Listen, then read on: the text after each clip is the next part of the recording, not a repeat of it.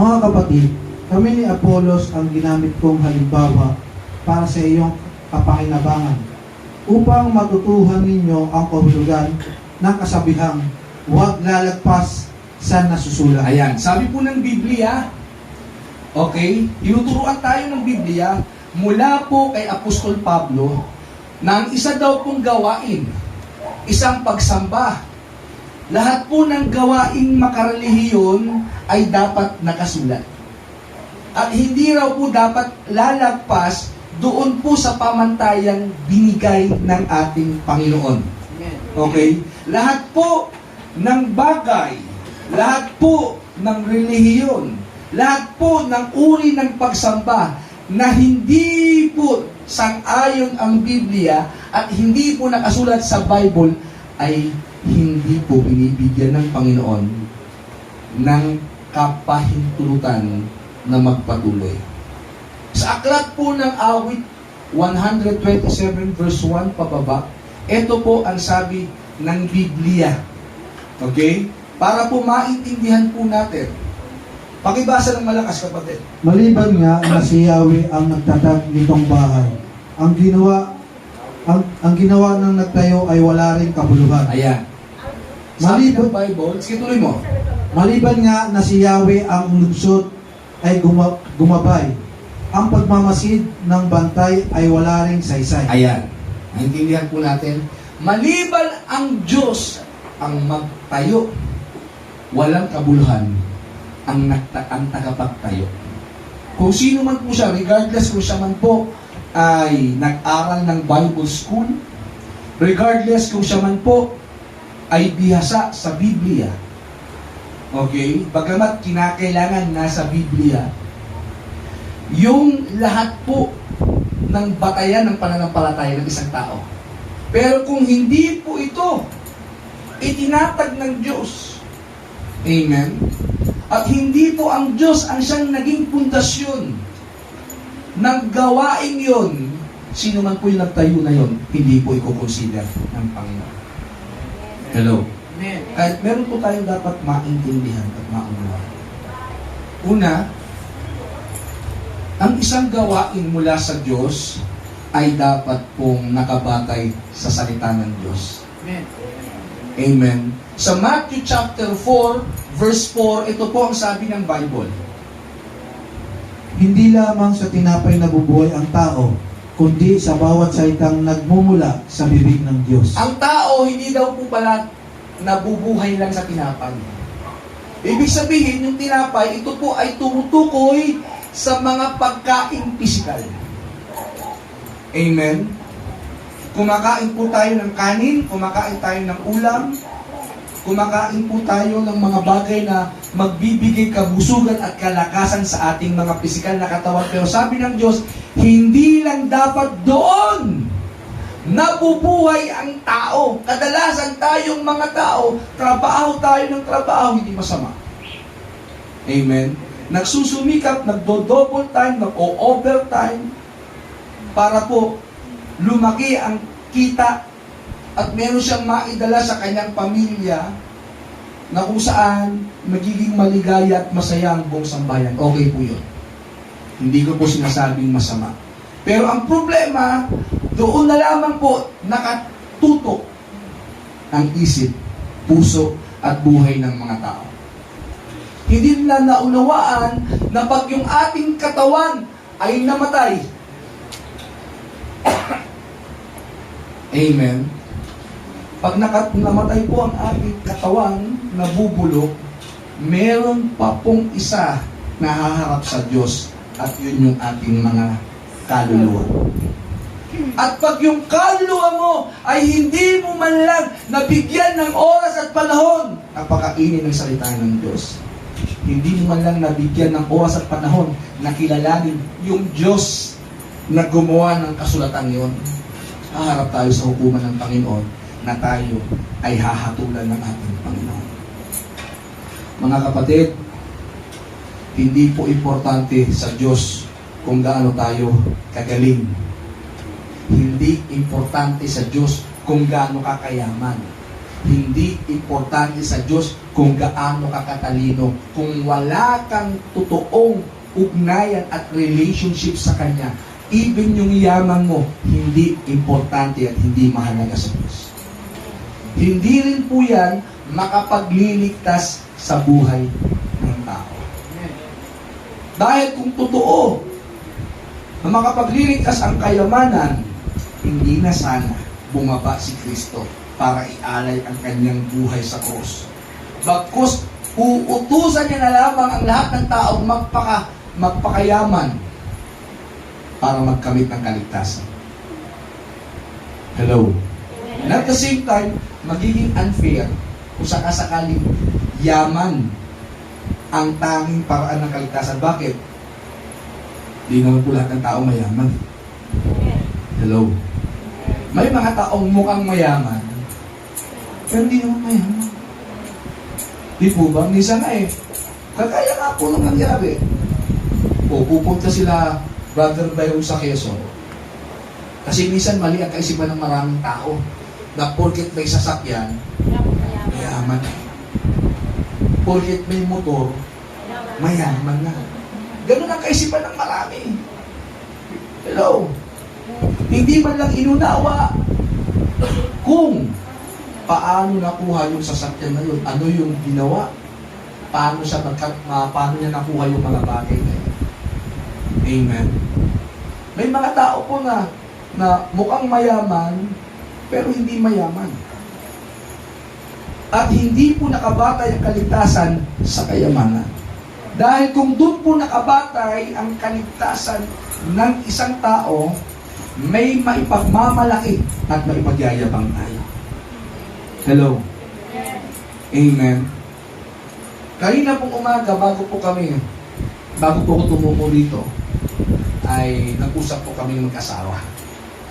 At naikwento ko po sa kanya yung aking pong napanood sa YouTube na isang binatilyo na nagre-reklamo sa Diyos. Nagre-reklamo siya, sabi niya, Lord, bakit ako namatay ng maaga? Gawa pang magreklamo, no? Sabi niya, Lord, ba't ako namatay ng maaga? Nagbabitamins ako. Nag-e-exercise ako. Mabait ako sa trabaho. Mabait din ako sa pamilya. Marunong ako makipagkapwa-tao. Marunong po ako na sumunod sa batas ng gobyerno. Pero bakit ako maagang namatay na para bagang ang dating, amen, walang karapatan ng Diyos na kuhin ang buhay mo. Hello? Na parang ang dating kailangan 100 years ka muna bago kunin ng Panginoon. No.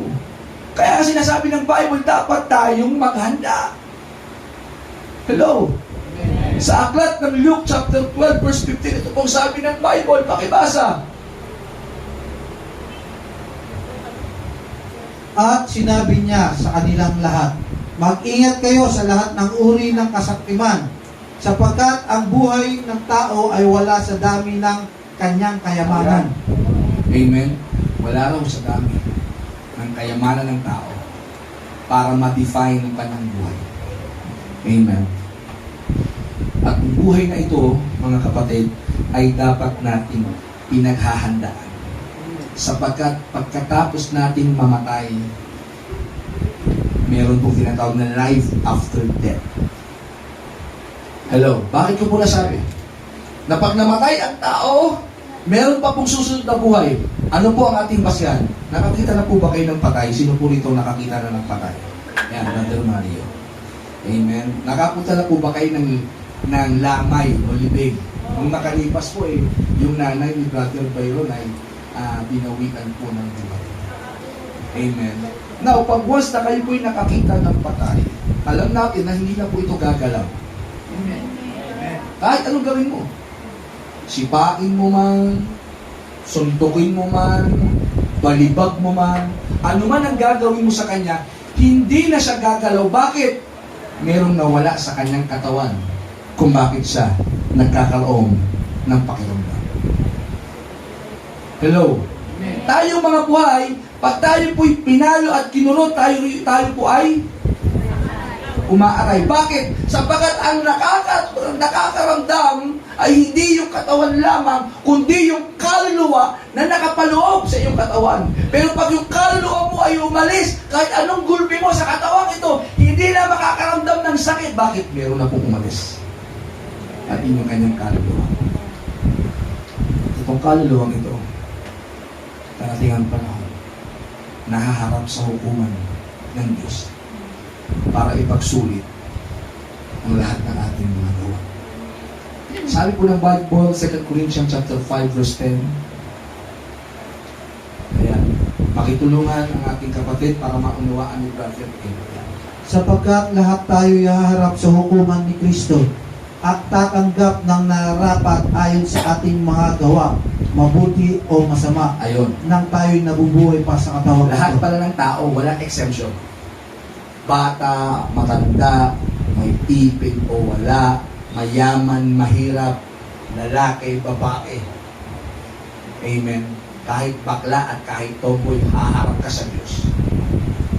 At ang magiging batayan ng Diyos upang ikaw ay maligtas ay hindi yung iyong kayamanan, hindi yung iyong pinag-aralan, hindi po yung iyong karangyaan, hindi yung iyong kasikatan, kundi dalawa lang.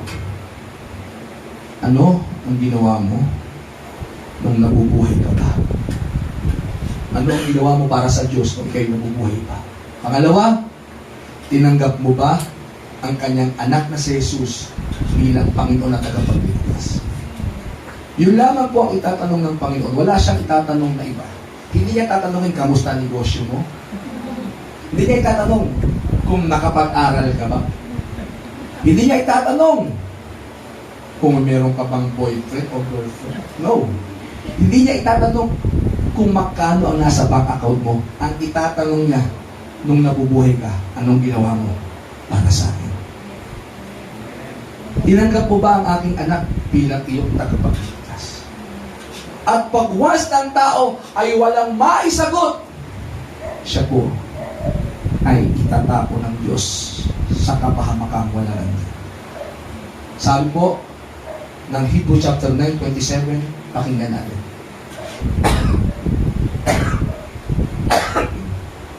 Itinakda sa mga tao na minsan lamang mamatay at pagkatapos ay ang paghuhukom. Ayan. Sabi ng Biblia, tinakda sa tao ang minsan mamatay. Bakit? Bakit po minsan mamatay? Sapagkat minsan lang naman din mabuhay eh. Sino po rin yung namatay tapos biglang nabuhay tapos namatay, buhay ulit. Dinaig mo pa yung pusa. Yung pusa hanggang siyam lang, sa'yo 12. Di ba? Sabi ng Bible, minsan lang mamatay ang tao. Pagkatapos ng kamatayan, paghuhukom, hahatulan ka na. Di ba? Bubuksan yung aklat. Tatanungin ka. Sample natin si Brother Benjo. Benjo, anong ginawa mo nung nabubuhay ka pa? Siyempre, ipapakita yan ng Lord. Amen? Ito yung araw na nabubuhay ka. May hawak kang cellphone. Alam ng Lord yan eh. Di ba? Alam ng Lord kung ano yung yung ginagawa mo sa cellphone. Ayan, ang taas na ng level mo. Hello? Bagamat biro lamang po ito, pero sinasabi natin, lahat ng ating mga gawa, mabuti o masama, lihim o hayag, maging yung mga nasa isip at puso natin, ipapakita ng Diyos natin. Amen. At pag once na ikaw ay nakitaan ng kasalanan na hindi po naisuko at hindi na ipatawad, tayo po ay itatapon ng Diyos sa impyerno. Hello? Dalawa lamang po ang pupuntahan ng tao. Langit at impyerno. At yan po ay nakalagay sa aklat po ng Luke chapter 16. Yung kwento ni Lazaro at saka yung mayaman. Medyo mahaba po yun, hindi na natin babasahin. Basahin nyo na lamang po sa inyong pong tahanan. Pero ang point natin, Dalawa lamang po ang pinagpuntahan ng tao na natutuon. Si Lazaro at si Mayaman. Si Mayaman na namuhay sa karangyaan, namuhay sa katakawan, namuhay po sa isang makasalanang pamumuhay, tinapo ng Diyos sa impyerno. Si Lazaro na namuhay ng may pagtitiis, namuhay ng may katwiran, namuhay na lumalakad sa kalooban ng Diyos, dinala sa langit.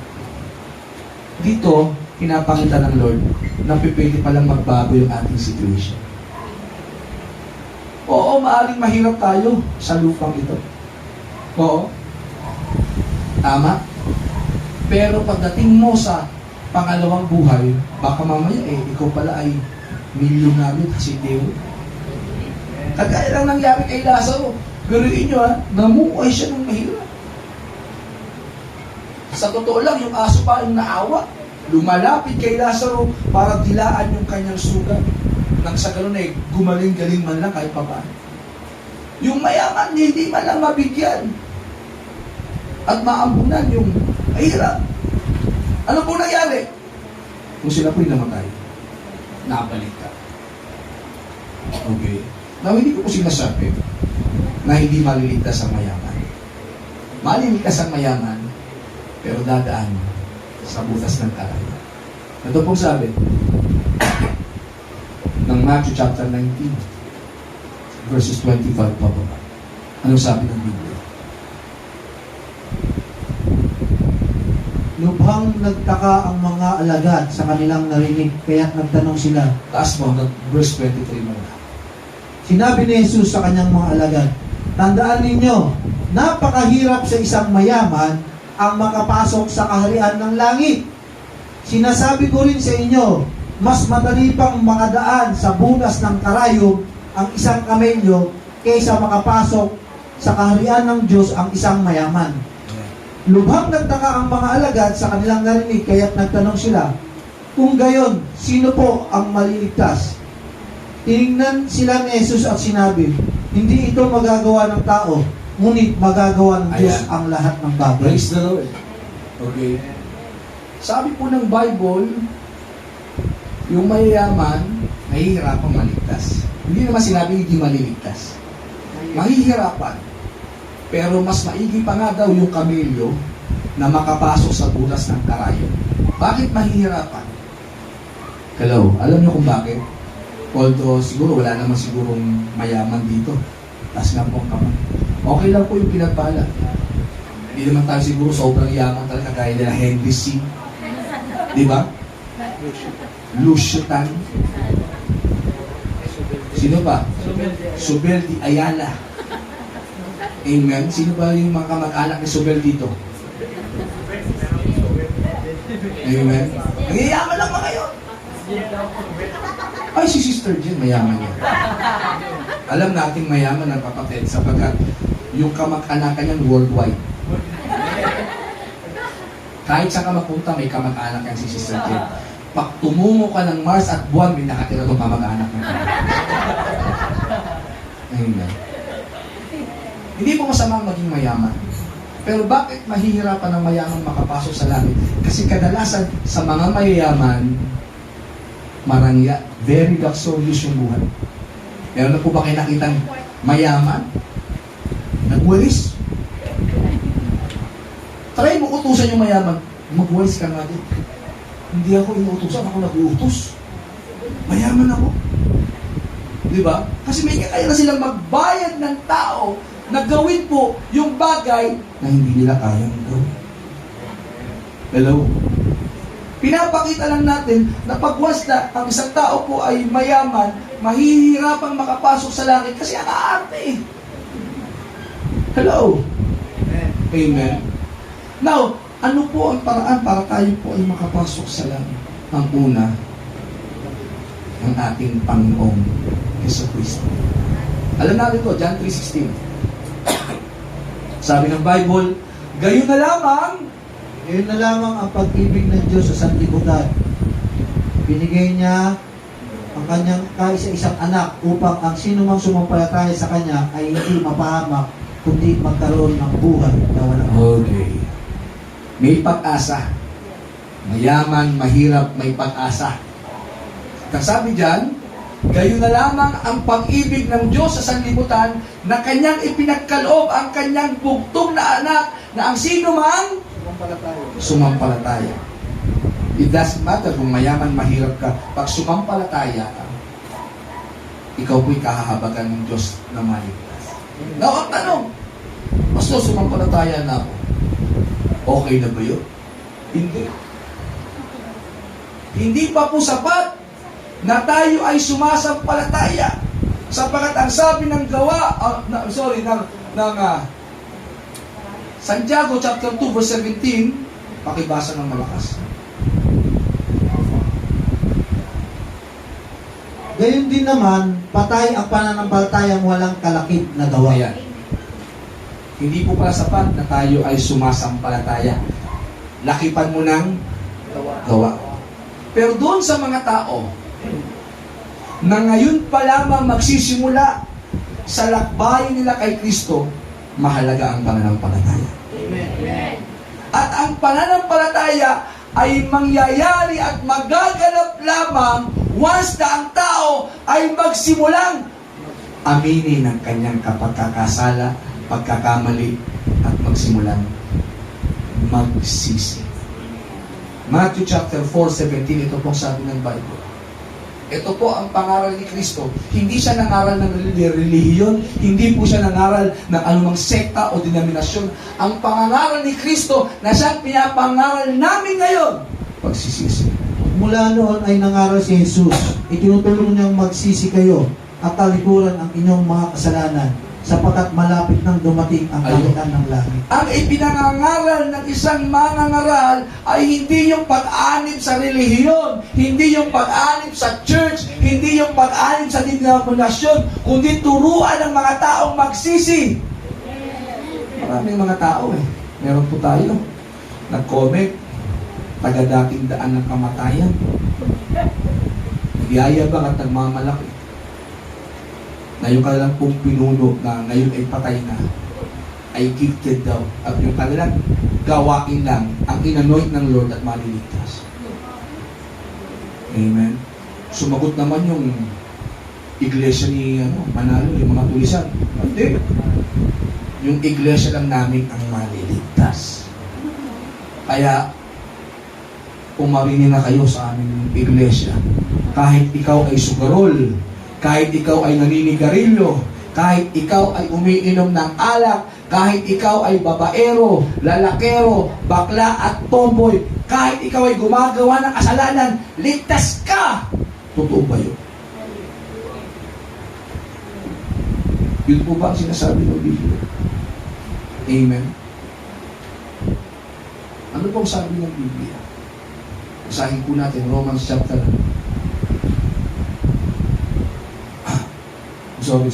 Acts chapter 16 verses 29 to 31. Ito pong sabi ng Bible. Humingi ng ilaw ang bantay pagtakbong. Ito ba? Yes. Humingi ng ilaw ang bantay pagtakbong pumasok at nanginginig na nagtira pa sa harapan nila Pablo at Silas. Sila ay inilabas niya at sinabi, "Mga Ginoo, ano po ang dapat kong gawin upang ako'y maligtas?" Sumagot naman sila, "Sumampalataya ka at sa Panginoong Hesus at maliligtas ka, ikaw at ang inyong sambayanan." Amen. Amen. Ito po yung pangyayari na kung saan nagkaroon po ng malakas na lindol dahil nga si Pablo at si Silas nag-worship. Amen. Nilindol yung buong paligid, yung buong kulungan nilindol. At sa takot, nung jail guard, kasi alam niyo po, maraming mga tao, pag meron na pong mga panganib at sakuna, takot na yun. Di ba? Pag lumindol, kung sino-sino na po tinatawag, Maria! Kalungsod! Kung sino-sino tinatakot, tinatawag. Bakit? Takot eh. Amen? Ngayon, ito pong taong ito, natakot. Kasi nga, inisip na bakit dagalan siya nung mga bato, nung binabantayan niyang kulungan. Amen. At siya po ay nagtanong sapagkat namangha siya sa kapangyarihan ng Diyos na nakita niya. Nagtanong siya kila Pablo at sabi niya, Ginoo, anong dapat kong gawin para maligtas? Hindi niya sinabing, Pablo, ano ba ang numerong dapat tayaan sa loto? Pablo, ano ang dapat kong gawin para yumaman? Pablo, anong gagawin ko? Broken hearted ako, paano ako magkaka-boyfriend? Paano ako magkaka-girlfriend? No. Isa lang ang nasa isip ng children. Ano ang dapat kong gawin para maligtas?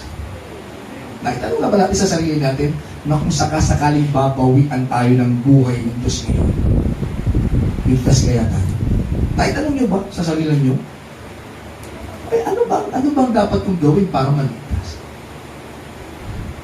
Ito po yung kadalasang tanong ng isang taong alam niyang siya'y mapapahamak. Hello? Humahanap siya ng paraan sapagkat naniniwala siya pagkatapos mamatay ng katawang ito, may panibagong buhay na kasunod. At yun yung dapat paghandaan. Kaya siya nagtanong, mga Ginoo, Pablo, Silas, ano ang dapat kong gawin para maligtas? At sila'y sinagot. Siya'y sinagot ng apostol at ang sabi, manampalataya ka. Ikaw at ang buong sambayan mo maliligtas. Now, hindi po ito package nila. Ibig sabihin ng Bible, pag nagsimula kang manampalataya, magsisimula sa iyo ang pangangaral ng Word of God, kaya yung buong pamilya mo makakakilala kay Lord ng dahil sa iyo. Hindi niyo po. Palakpakan natin ang Lord.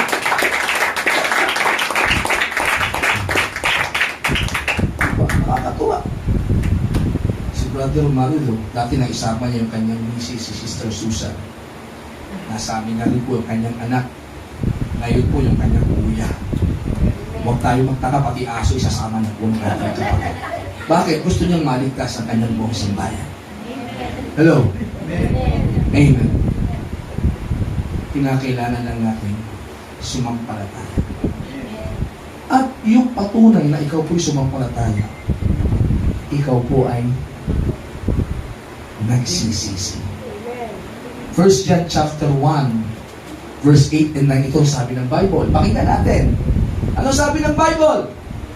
Kung sinasabi natin tayo walang kasalanan, dinadaya natin ang ating sarili at wala sa atin ang katotohanan. Ayun.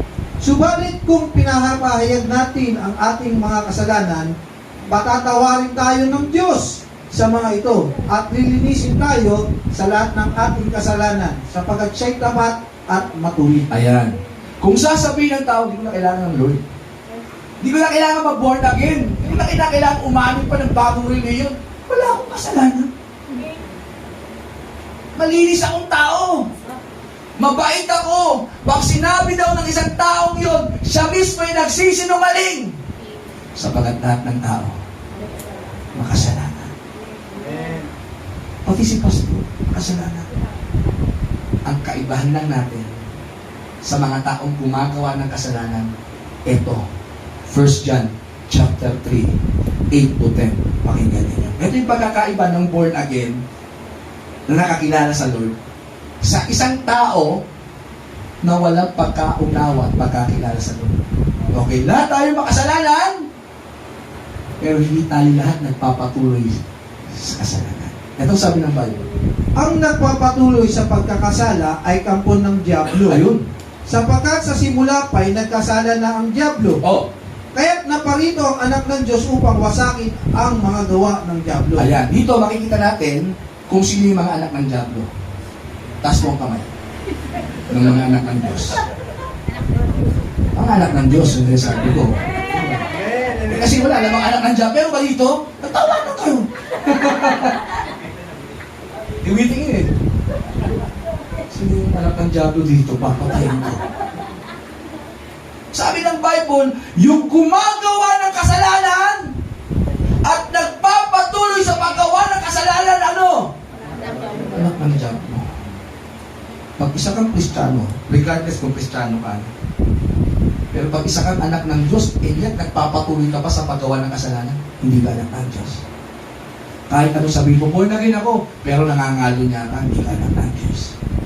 ituturing ka rin ng Biblia anak ng dyablo, sapagkat ang lahat ng nagpapatuloy sa pagkakasala ay anak ng dyablo. Ano yung mga anak ng Diyos? Verse 9. Ang mga anak ng Diyos ay hindi nagpapatuloy sa pagkakasala, sapagkat nananatili sa kanila ang binhi mula sa Diyos. At dahil ang Diyos ang ama nila, hindi sila maaaring magpatuloy sa pagkakasala. Tuloy. Dito natin pakikilala kung sino ang mga anak ng Diyos at kung sino ang mga anak ng dyablo. Ang sino mang hindi gumagawa ng ayon sa kalooban ng Diyos at hindi umiibig sa kanyang kapatid ay hindi anak ng Diyos. Ayan. Naliwanag na po, nung maigi. Lahat tayo nagkakasala. Lahat tayo makasalanan. Pero ang mga anak ng Diyos, ano po yung nag-differentiate sa anak ng Diyos? Hindi nagpapatuloy sa kasalanan.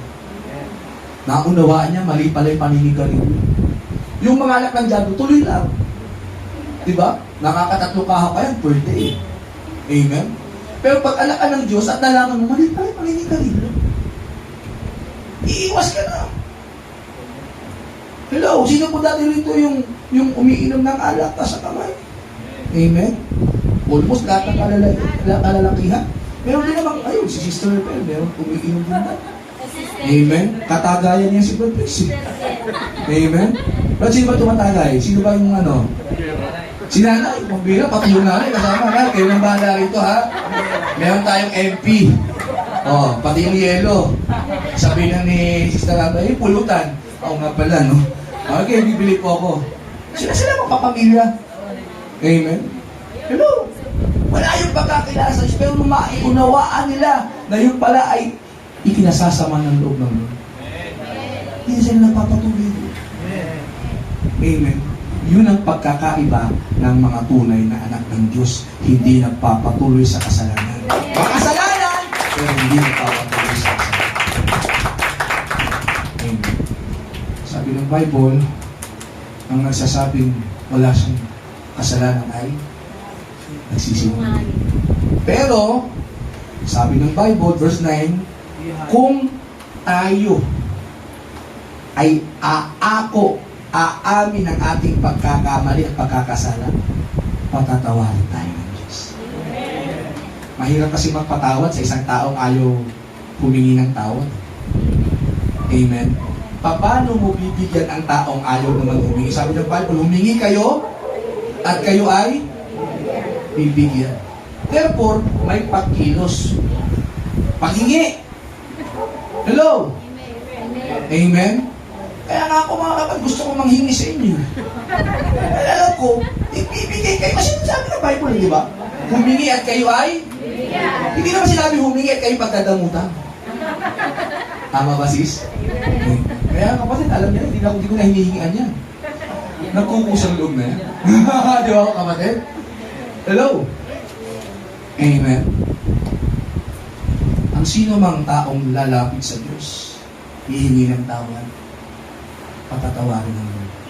Sabi po ng Matthew 11:28, pakinggan ninyo hanggang 30. Inaanyayahan ng Diyos ang lahat ng taong lumapit sa Kanya. Lumapit kayo sa akin, kayong lahat na nahihirapan at lubhang nabibigatan Ayun. sa inyong pasanin, at kayo bibigyan ko ng kapahingahan. Pasanin ninyo ang aking pamatok at matuto kayo sa akin, sapagkat ako'y maamo at may mababang loob. Ayun. Makakatagpo kayo sa akin ng kapahingahan, sapagkat madaling dalhin ang aking pamatok at magaan ang pasaning ibibigay ko. Kasi sabi ng Lord, lumapit tayo, huwag kang mahiya, lumapit ka. Amen? Di ba nga minsan nga, kahit nga nahihiya tayo, pag talagang kailangan na kailangan, meron nga po, kagabi, meron tayong isang kapatid, hindi ko po babagaling ang pangalan. Sabi niya, Pastor, nahihiya man po ako, pero wala po akong magawa. Pastor, pwede mo ba akong tulungan? Sabi niya, kasi po ako po ititip ngayon. Sabi niya, pwede niyo po ba akong mapaluwalan kahit na 1,000? Sabi, kapatid, sige. Sino ba magtutulungan kung hindi tayo ng kapatid? Amen? At ang kagandahan sa kanya, talaga kumami siya, Pastor, pasensya ka na tayo. Hindi, okay lang yun.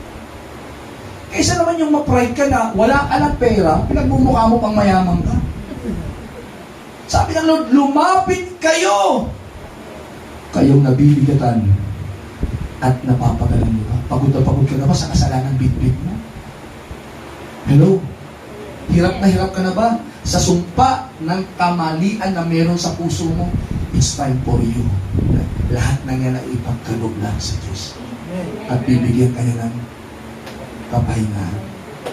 Hello? May kapahingahan kay Kristo, mga kapatid. Pag sabi niya siya daw po ay maamo.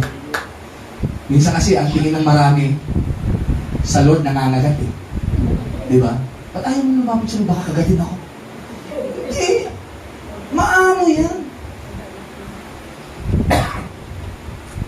Minsan kasi mahirap kasi ma-distinguish kung sino yung maamo sa hindi. Amen. Si Sister Cheryl tingnan natin. Maamo, no? Hindi mo alam kung maamo ba o galit eh. Kaya yung iba, hindi makalapit eh. Diba? Mukhang mangangagat eh. Yung mayroong lalapit, sabi ni si Kapal, hindi applicable yung Matthew 11:28. Lumapit kayo. Try mong lumapit. Sa kanya, baliktad eh. Try mong lumapit. Kung hindi ka makakaranas ng kabigatian. Pero sa Lord, di ba? Kasi minsan may mga tao na, pero mabait yan kapatid. Mabait po si Sister Cielo. Don't get me wrong. Ginagamit ko lang example. Pero may mga tao, di ba, na pag binatayan mo yung itsura, parang ang hirap kapitan. Di ba? Yung minsan yung parang mukhang suplada, mukhang masungit pero mabait pala. Sino po rito yung mukhang suplada? Tapos nga, Sister Jen? Sister Jen na yan, wala lang tayong iba eh. Pero mabait yan. Di ba yung mukhang kakain ng tao? Ganun palagi. Pero pag nilapitan mo, sis, diba? Mabait pala. Amen? Kasi hindi naman po tayo nakabatay sa itsura eh. Amen? Sabi ng Lord, lumapit kayo at bibigyan mo kayo ng kapahingahan. Saan ka nakakita na sa paglapit mo may premyo? Amen? Di ba yung iba paglalapit ka, huwag ka nang rito. Manghihingi ka na naman, no? Di ba ganon? Ganon ka agad eh. Ang Lord, hindi pag lumapit ka, may bibigay. Ano yung bibigay niya? Kapahingahan. Amen. Eh, yung iba ayaw lumapit kasi ka, di ba? May sumbat ka agad eh. Yung lalapit ka pa lang, yung mga ngamusta ka pa lang, Brad, kamusta? Alam mo na eh. Ano na naman? Hello? Pero sa Lord, ilang beses kang lumapit, hindi ka niya tatanggihan. Amen. Ito po sabi ng John chapter 6, verse 36 to 37. Pakinggan po nito. Ngunit sinabi ko sa inyo, nakita na ninyo ako, ngunit hindi pa rin kayo sumasampalataya sa akin. Lalapit sa akin ang lahat ng ibinibigay sa akin ng Ama, at hindi ko itataboy kailanman ang sino mang lumapit sa Ayun. akin. Pag lumapit ka sa Lord, hindi ka itataboy. Minsan nga yung mga magulang natin, tinataboy tayo eh. Hello, totoo yan. Amen. Lalo pat alam ng mga magulang mo, nalalapit ka lang pag may pangangailangan ka. Pero kasi mga anak, lalapit lang, pag may kailangan, hindi man lang matutong maglambi na kahit wala kang kailangan, matuto ka naman lumapit sa nanay, tatay mo. Ma, miss na kita. Meron ka ba dyan? Di ba? Dapat hindi ganon. Dapat lalapit ka kasi talagang mahal mo sila.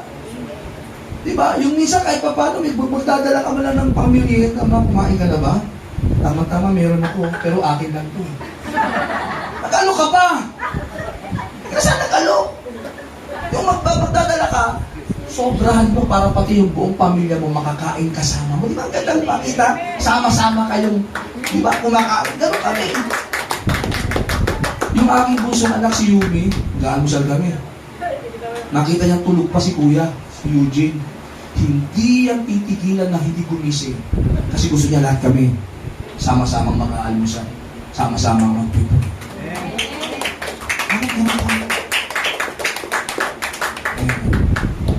Okay. Sa lahat ng lalapit, hindi po kayo itataboy ng Diyos. Kasi mahal kayo ng Lord. Amen. Naparito siya para hanapin ang mga nawawala. Hindi yung mga nagwawala. Yung nawawala. Kasi paano niya hanap? Paano ka lalapitan ng Lord kung nagwawala ka? Sino matapang labas? Kahit ako, hindi rin lalapit siya. Pero sabi ng Bible, naparito si Kristo para hanapin ang mga nawawala. Mga kapatid, dati tayong nawala. Pero nahanap at nasumpungan tayo ng Lord. At ngayon, kabahagi na tayo ng kanyang sambahan. Okay, dito po ako magtatapos. Mga kapatid, tayo pong lahat ay inaanyayahan ng Panginoon. Huwag na po natin hantayin pa na tayo po ay bedridden na bago natin tanggapin si Jesus. Ngayon pa lang, habang tayo'y malakas, ipagkaloob mo na ang buhay mo sa Kanya. At wala akong napalitaan na taong nagsisi after ibigay ang buhay sa Diyos. Wala. Lahat ng nagbigay at nagkaloob ng totoong buhay nila sa Panginoon ay maligaya at masaya at punong-puno ng pag-asa sa Panginoon Kristo. Revelation chapter 3 verse 20, ito po sabi ng Bible. Ito po tayo magtatapos. Tingnan mo, nakatayo ako at tumakatok sa pintuan. Kung di rin gininuman ang aking tinig at bubuksan ang pinto, papasok ako at kakain akong kasalo niya. Ayan. Ang magtatagumpay ay bibigyan ko ng karapatang umupo na sa katabi ko sa aking trono. Tulad ko na nagtagumpay at nakaupo ngayon, katabi ng aking ama sa kanya. Meron tayong dapat pagtagumpayan. Si Kristo kumakatok eh. Nasa pintuan si Kristo ng ating mga puso, kumakatok siya. At kung siya po'y pagbubuksan mo, siya po ay papasok at mananahan sa puso mo. Kasabi ng Lord, ang magtatagumpay ay makakasama niyang takain. Ano yung pagtatagumpayan natin? Yung pride. Okay? Yung pride na nagsasabi, hindi ko kailangan yan. Di ba minsan, lalo na yung mga kalalakihan, lalaki ako, mga bakla lang yung mga nagbo-born again. Kailangan mong ma-overcome yung pride. Kailangan mong ma-overcome yung kasalanan pumipiral sa buhay mo.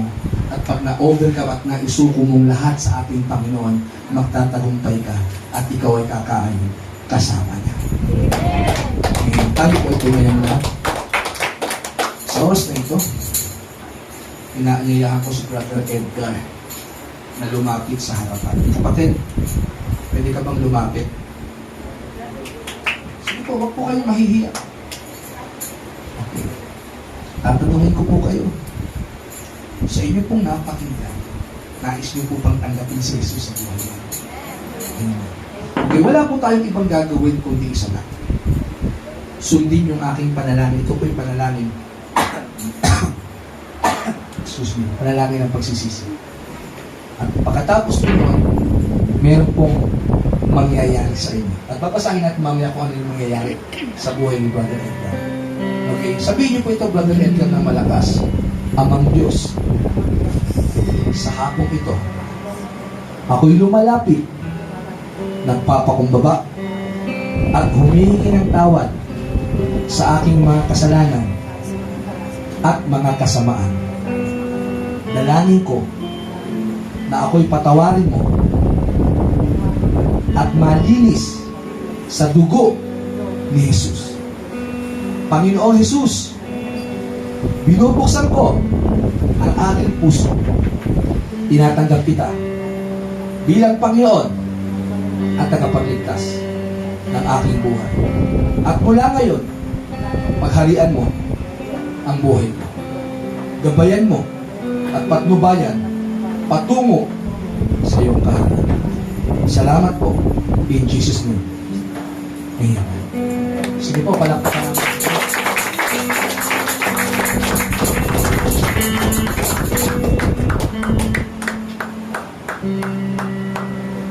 Tayo po ay umawit sa ating Panginoon. Oh, we bless you.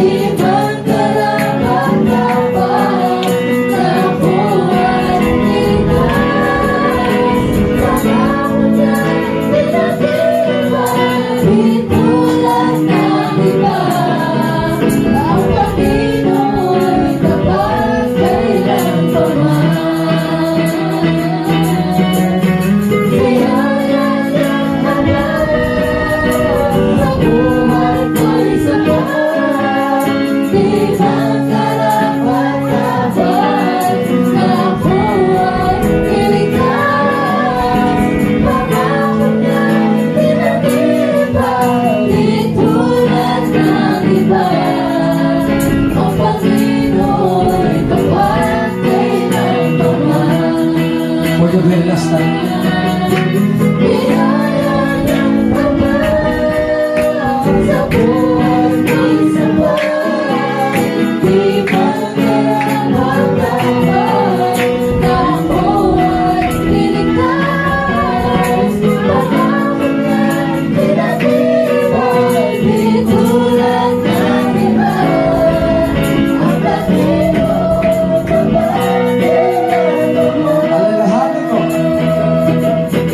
Alalahanin mo.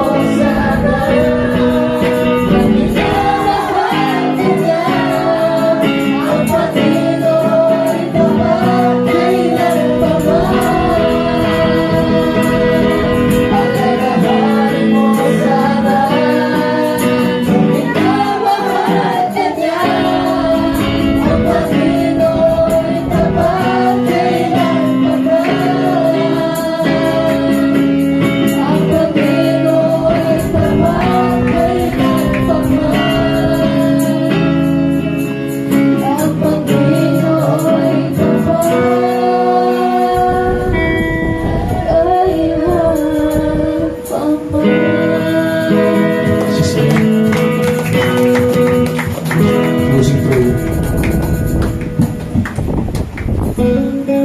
Hallelujah. Hindi po tayo may panatilihan na manalangin sa ating Diyos na buhay. Hallelujah.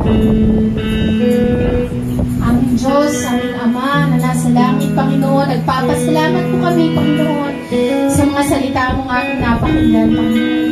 Tunay, Panginoon, Lord God, na kami po, Panginoon, ay tinuturuan mo, Panginoon. Kami po ay tinutuwid mo, Panginoon, sa aming mga pagkakamali, Panginoon, at pag-aakala, Panginoon. Lord, salamat, Panginoon, dahil isang pribilehyo, Panginoon, na muli namin napakinggan, Panginoon, ang iyong mga salita.